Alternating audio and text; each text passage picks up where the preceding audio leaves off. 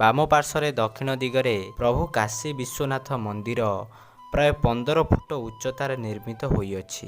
ଏହା 1611 ଖ୍ରୀଷ୍ଟାବ୍ଦରେ ବିଧିବଦ୍ଧ ଭାବେ ପ୍ରତିଷ୍ଠିତ ହୋଇଥିବା ଗବେଷକ ପଣ୍ଡିତ ସଦାଶିବ ରଥ ଶର୍ମା ମତ ପୋଷଣ କରିଛନ୍ତି। ଯୋଗଶାସ୍ତ୍ର ଅନୁସାରେ ବିଷ୍ଣୁ ଦର୍ଶନ କରିବା ପୂର୍ବରୁ ଯୋଗେଶ୍ୱରଙ୍କୁ ଦର୍ଶନ କରିବାକୁ ପଡ଼ିଥାଏ। ଆଉ ଯୋଗେଶ୍ୱରଙ୍କ ପ୍ରତୀକ ହେଲେ ଶିବ ଓ ବିଷ୍ଣୁ ସ୍ୱୟଂ ଜଗନ୍ନାଥ।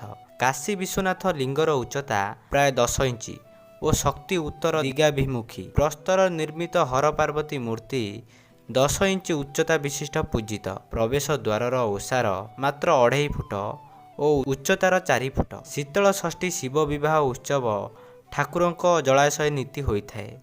ପଶ୍ଚିମାଭିମୁଖୀ ଅନନ୍ତ କ୍ଷୁଦ୍ର ମନ୍ଦିରଟି ଭାରତବର୍ଷରେ ଖ୍ୟାତ ଓ ପ୍ରସିଦ୍ଧି ଲାଭ କରିଛି। କୁହାଯାଏ ପ୍ରଭୁ କାଶୀ ବିଶ୍ୱନାଥଙ୍କର ଦର୍ଶନ କରିବା ମାତ୍ରେ ଜଗତର